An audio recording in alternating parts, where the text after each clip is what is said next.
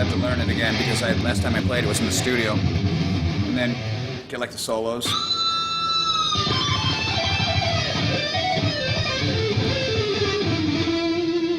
That's what the solo sounds like, soloed out. Another solo.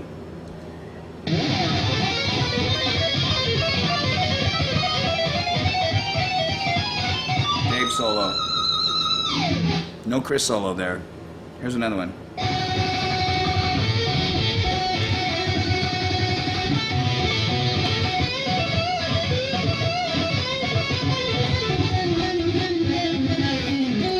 You just loop it. You just keep going back and forth over it until you figure it out. So, and then the whole thing sounds like this. I feel right now we're sitting on some of the, we definitely are on the quintessential lineup, and I think that my songwriting hasn't even been tapped yet because of what just happened with our new guitar player, Chris, coming in. Chris is a genius, and he's an unrealized talent, and it's real easy because, you know, if you go over and you scratch him, he kind of like bleeds music, and so that was really cool for me. We had a ballad on the record called The Hardest Part of Letting Go. I wrote about me and my wife, Pam. She hates the song, consequently, because the second half is about Edgar Allan Poe, you know, the Casco Amontillado, where he takes, what's the guy's name, Fortunato down into the cellars, and he bricks him into the wall. He's mirroring him into the wall. And I put that in the lyric, and my wife thinks I want to brick her into a wall somewhere, so she didn't like the song. But, you know, we wrote that, and Chris actually contributed on that, and it went from being a good song to being something that was really a masterpiece. And I don't say that because I was involved in it. I say that because the song really is that way. I used to listen to it. I would get really emotional because of what it meant for me with my finding my soulmate. And as soon as she said she didn't like it, I couldn't stand hearing it anymore. So I gotten over that, and I like listening to it again. But you know, to know that we have this potential as a guitar team, and that we can get into some really mind-blowing stuff. Because when Chris came in, you know, a lot of the stuff was already written. We haven't had a chance to really explore what all his talents are yet.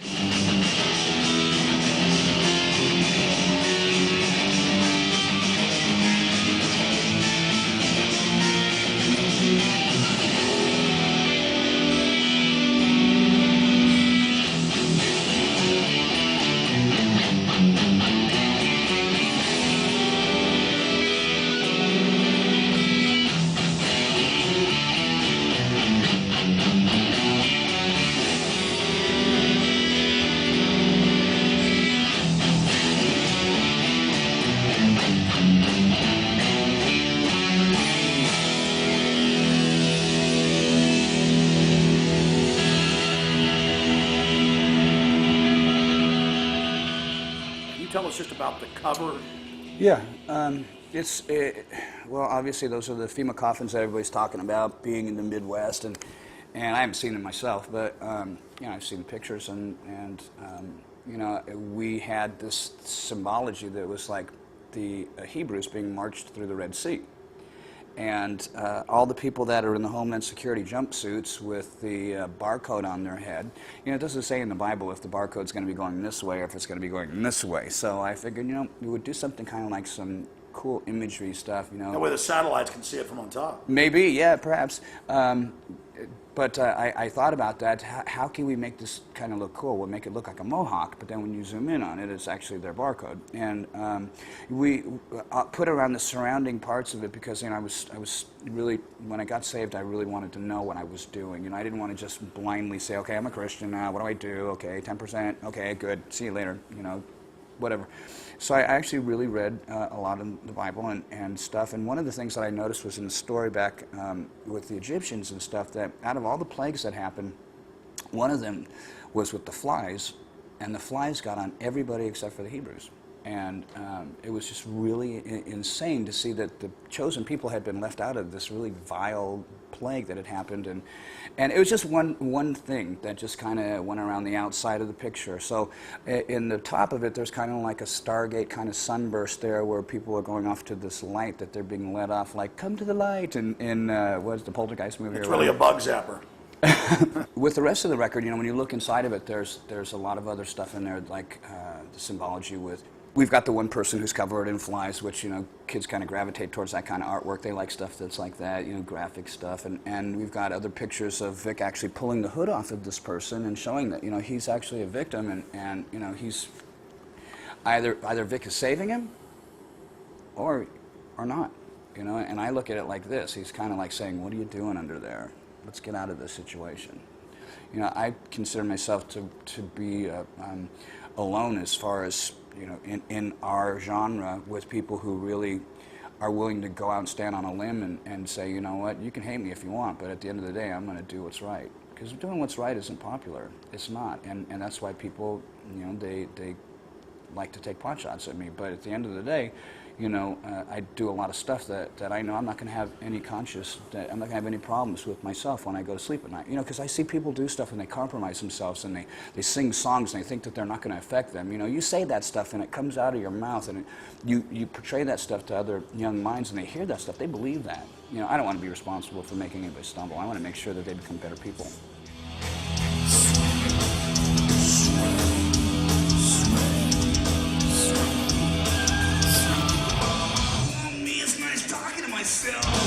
All credit to the mission.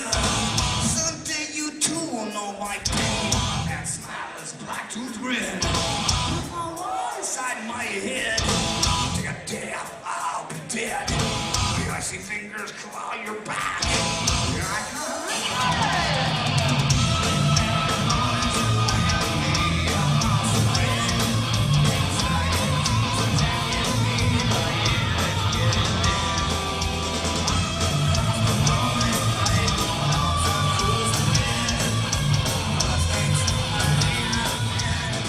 In the final equation, you've spoken about a transformation or an awakening. Can you tell us, was that overnight, or was that a process, or was that just going back to something you were at your core? I mean, can you speak about you know, the changes in your life? Yeah, it was pretty simple. I've always believed in God. That's why, you know, the first line of A.P.S says, "But who's buying?" says, "What do you mean I don't believe in God? I talk to him every day." You know, when I was a kid, I was baptized as a Lutheran when I was 4, and my mom had become a Jehovah's Witness when I was 7, and that just totally ruined my life. And then by the time I turned 15, I was so full of bitterness and just hatred for organized religion that I got into black magic and went down the route of the occult. And although I didn't pursue being a Satanist, you know, I was very much agnostic and probably more atheist than I was anything, because I just didn't want to believe anymore because I was so spiritually abused. So when the time came when my arm had gotten destroyed in 2002, I had a terrible nerve damage to this hand, and oddly it was this one. Anything else would have happened to my body. I could have had a leg cut off and I still would have kept playing, but my moneymaker here stopped working. I had to go, okay, what am I doing wrong here? Because there was a lot of stuff that was going on. And I was on a hill and I saw a cross and I looked at it and I just went, what have I got to lose? I've tried everything else. What have I got to lose? 6 simple words, and I became a Christian, and I see the people that people don't like that are the hypocristians. You know what I mean? That's a good term. Yeah, I made that up. So I look at that and I'm not attracted to that, and I see people that gravitate towards me, towards my family. They want to be with us because they know that they can say certain hard luck stories and we'll feel sorry for them. You know, I'll feel sorry for you, but you ain't getting in. You know, unless it's real, they're not getting in.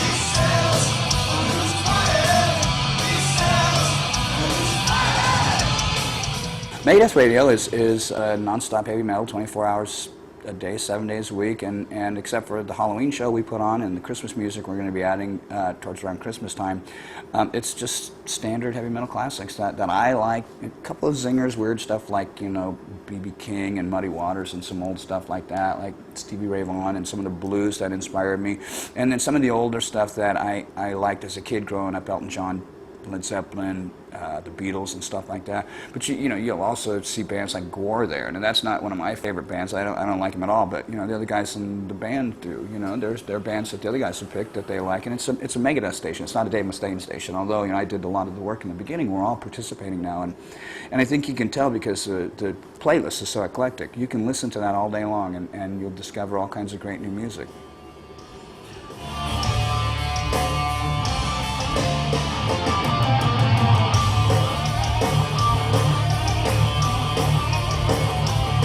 Anything else you'd like to add to the audience out there? I love you. You can believe it all. Dave Mustaine, thank you so much for talking to us. You're welcome, Alex. Appreciate God bless it. you, buddy. You bet. Oh, me, it's me again. You subdue but never tame me. Gives me a migraine headache. Get down to your level. Can't just keep on thinking it's my fault. Stand an inch or two at a kicking distance. That kind that's got to know his limitations.